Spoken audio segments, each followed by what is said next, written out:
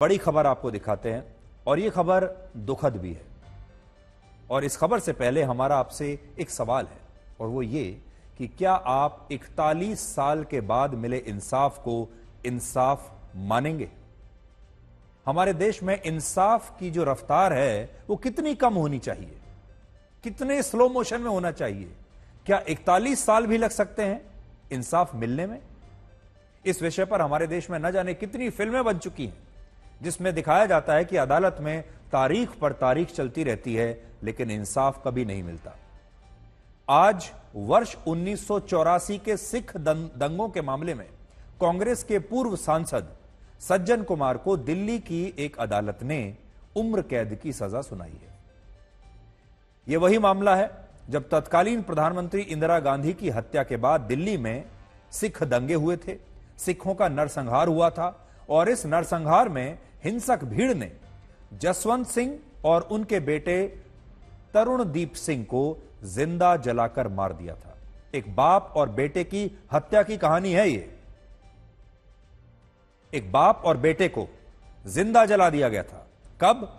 1984 में, आज से 41 साल पहले, सिख दंगों में। उस समय जसवंत सिंह की बेटी सिर्फ 11 साल की थी और उन्होंने एक गवाह के रूप में पुलिस को यह बयान दिया था कि जिस भीड़ ने उनके पिता और उनके भाई को जिंदा जलाकर मार डाला, उस भीड़ का नेतृत्व सज्जन कुमार ही कर रहे थे, जो कांग्रेस के उस समय बड़े नेता थे।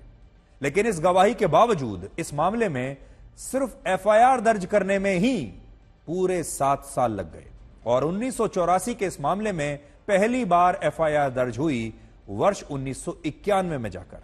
7 साल के बाद तो एफआईआर दर्ज हुई है। क्यों? क्योंकि उस समय देश में कांग्रेस की सरकार थी और उस कांग्रेस की सरकार में पुलिस ने सज्जन कुमार के खिलाफ इस तरह से हल्के हाथ से जांच की कि चार्जशीट में सज्जन कुमार का नाम तक नहीं आया और वो इस मामले में इसके बाद भी 20 वर्षों तक लगातार बचते चले गए और यूपीए की सरकार जब तक हमारे देश में रही तब तक सज्जन कुमार के खिलाफ कोई जांच नहीं हुई, कोई जांच नहीं खुली, क्योंकि पुलिस के हाथ बंधे हुए थे। सरकार कांग्रेस की थी।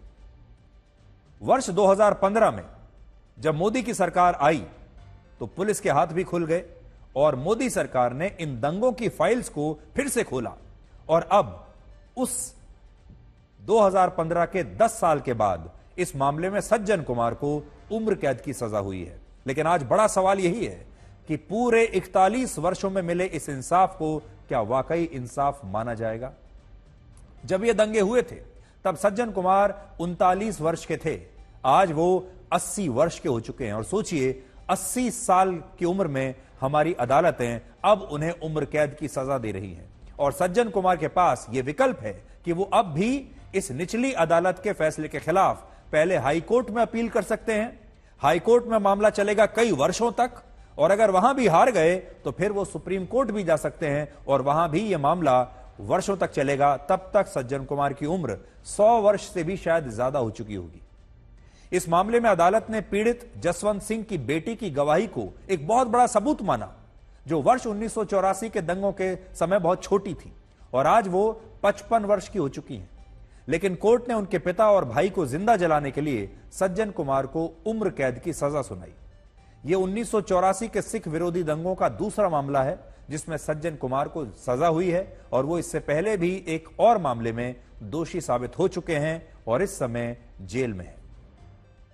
हालांकि यहां आपको यह बात नहीं भूलनी चाहिए कि जब देश में मोदी सरकार नहीं आई थी उससे पहले यूपीए की सरकार में सज्जन कुमार एक सांसद थे और सिख विरोधी दंगों के आरोप होते हुए भी कांग्रेस ने उन्हें बार बार लोकसभा का चुनाव लड़वाया और वो वर्ष 2004 से 2009 के बीच दिल्ली से लोकसभा के सांसद भी थे।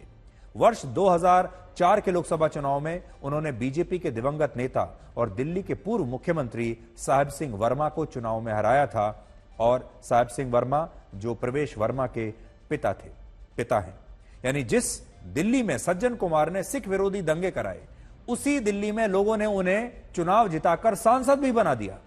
वो वर्ष 2018 तक कांग्रेस के सदस्य रहे और कांग्रेस ने उन्हें कभी पार्टी से नहीं निकाला, बल्कि सज्जन कुमार ने खुद ही बाद में कांग्रेस से इस्तीफा दे दिया था। आज हमारा एक ही सवाल है कि क्या इस देश में कछुए की रफ्तार से मिलने वाले न्याय की कभी कोई बात नहीं होगी? क्योंकि आज जो इंसाफ मिला है वो तो ठीक है, अच्छी बात है, लेकिन इंसाफ की रफ्तार भी तो देखिए।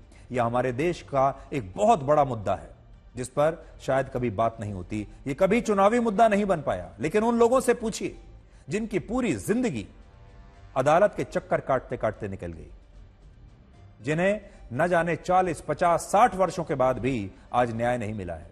आप किसी ऐसे परिवार से मिलकर देखिए जिसका अदालत में कोई ना कोई मामला चल रहा हो। अदालत का एक मामला गंभीर बीमारी की तरह होता है, कैंसर की तरह होता है, जो पूरे परिवार को बर्बाद कर देता है। एक अदालत में एक केस लड़ने में कितना पैसा लगता है, कितना समय लगता है, और फिर न्याय के लिए वर्षों और दशकों का इंतजार करना पड़ता है। ये इन परिवारों से पूछिए। और आज हम ये चाहेंगे कि इस देश में न्याय व्यवस्था की ये जो स्लो मोशन में रफ्तार है, इस पर एक बहस जरूर होनी चाहिए और हमारे देश के लोगों को इस मुद्दे को जोर शोर से उठाना चाहिए।